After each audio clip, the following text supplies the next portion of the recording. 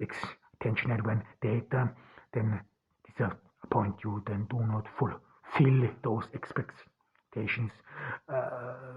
What's been said on you, this is way more heavy, and especially within the Turkish community, this is something we will talk about it, and we actually talked about it in male culturalism as well. I mean, if you are in the Turkish community, the only way you can compete with the very successful German and Austrian population is if you put yourself on a moral high ground, if you put yourself on a pedestal where you consider yourself as more manly than others. This is how you think you can compete with others. And then, of course, this was a huge blow when one of us decided or came to the conclusion he's not a man, but rather a woman, and that he then even has to and has to go through procedures, whatever. So this was a huge blow, disappointment, and this led to hate, anger, and we will talk about anger as well, because we have to differentiate a little bit. But as you see, this is a loss of, in a way, disappointment. I mean, another way of disappointment is children. I mean, if you consider children as part of you, as your extension, this is done very often. I mean, if you have you some sort of project, everything what you did not accomplish in your life on your children, they should do it better than you. I mean, we always conceal it behind the statement, yeah, our children should have it better than us, but it is rather they should accomplish what we have not accomplished, or whatever it is. So we sometimes push our children beyond the limit, just because we wanted to be this or that so desperately. And this is very common. You see this in sport, in art, whatever you have, where parents did not succeed or were in a way mediocre, and then they of course want everyone want their children to succeed. I mean, this is very common in among Nazis, or within the Nazist research. Then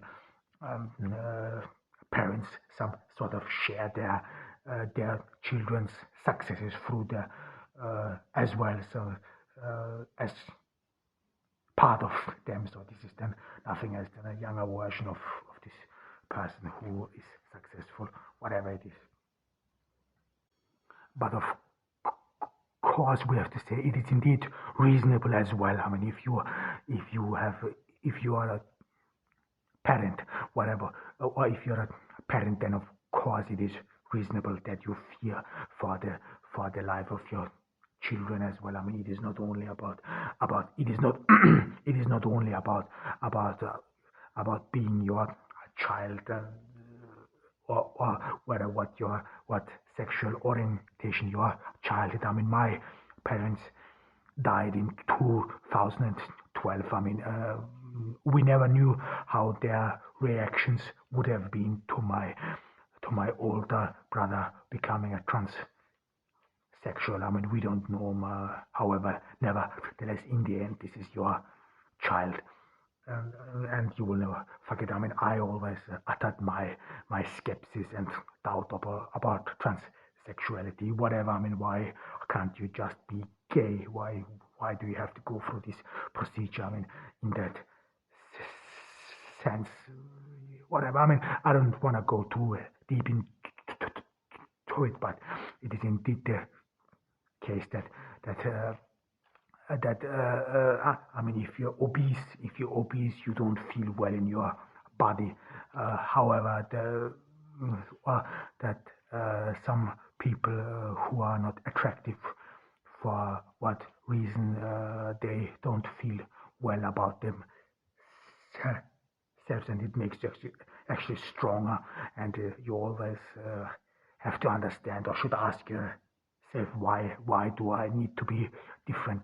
So these issues about plastic surgery or of any surgery whatsoever, this is always as well as an issue about or how you like yourself, or for that matter what happened to you, because you must not um, you have to be always aware that things may have trauma.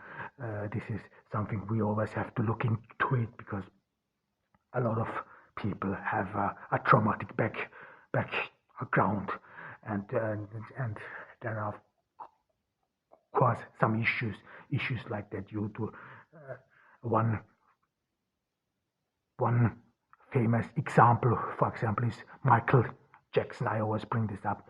Michael Jackson, who want, was beaten by his father to on stage. I mean, his father was the one who was pulling the strings, his careers whatsoever. And you see some sort of, in Michael Jackson's life, he had something traumatic in it, and you could always see what the reason why he wanted to bleach his face was, because he didn't want to be his father, or so. So this is something you always have to consider. I mean, this has nothing to do with my father, but there are other persons, or there were other persons with whom my brother grew up with. My older brother was up to his fifth year birthday. He grew up in Turkey, so this was pretty much different. My older brother Öndaş, he was born in Austria, yes, but in Austria at that time things were difficult, and my parents then decided to bring him to Turkey, where the family would look after him, so that they could go work, could start a living. So this was common actually, and and this may have led to some effects whatsoever. So and these first years, especially the first 5 years, 3 to 5 years, they're indeed very formative. And if you then have become the victim of a trauma of some people there, of some despicable people whose very existence is just an outrage to everything what humanity stands for, whatever it is.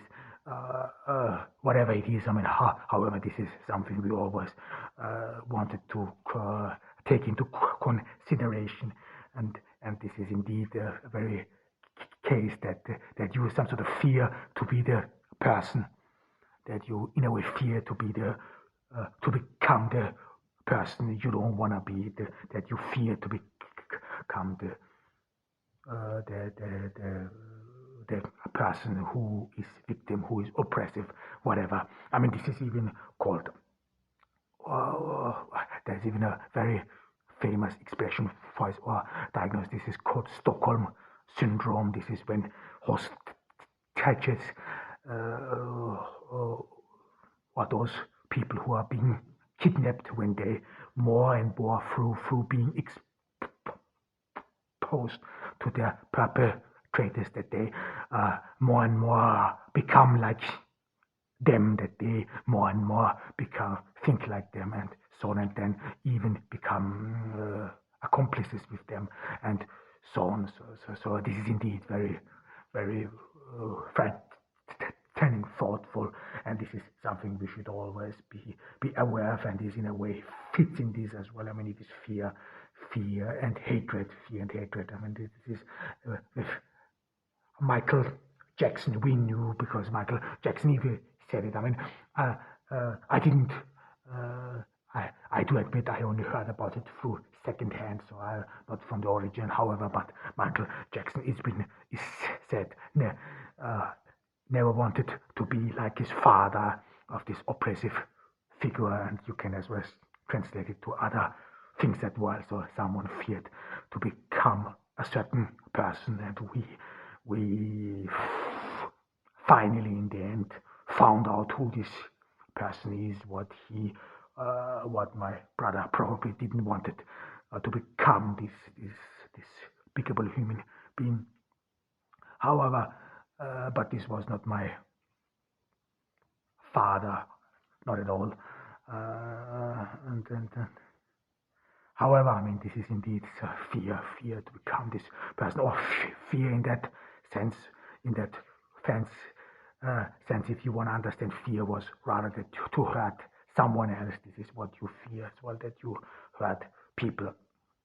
I mean, this is always difficult. I mean, abuse, trauma. This is severe. This has a severe effect on your psyche, and this is something you carry a lifelong. I mean, this is and yeah, it's not easy to talk with someone, because in order to, it's not that people do not listen. I don't believe that people do not listen. It's rather, I mean, people just do not know. I mean, it is shallowness. I mean, I talked about it a little while, that more and more science has become shallow. Why it has to become shallow? Because now what we all ask about scientific evidence, but these scientific evidence are mostly, or has to be mostly, shallow, that you have no room whatsoever for assumption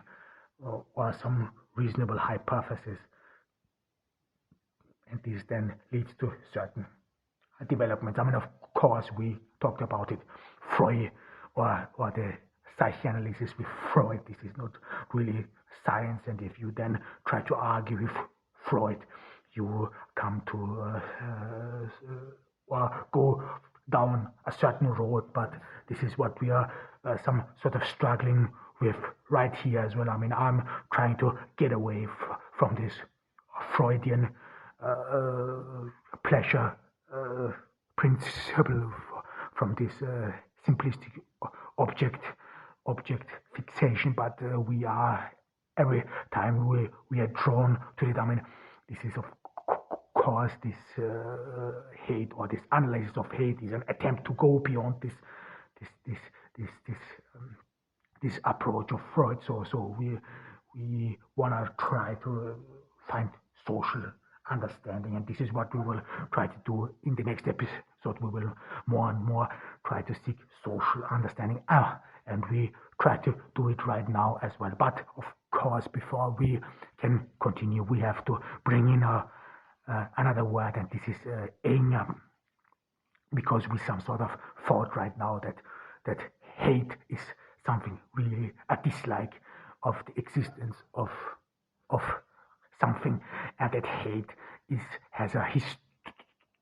So, and we assume, this is again a hypothesis, that it does not happen at once. You do not just hate someone with a snip of your finger. That is history, and this is where we then talk the next time of anger. And anger is some sort of between aversion. Aversion, you don't just avoid it, whereas anger is about your identity, and hate is then indeed the dislike of the existence of something. And this is, I think, very important. The difference between hate and aversion is that indeed your identity is part of it. So this was Adem Kiewas from Ordu, Turkey, in this hot July day. I mean, I'm not used to this heat. I grew up in Austria. However, I hope that you all are doing fine in this pandemic, and that you take care of yourself. Bye.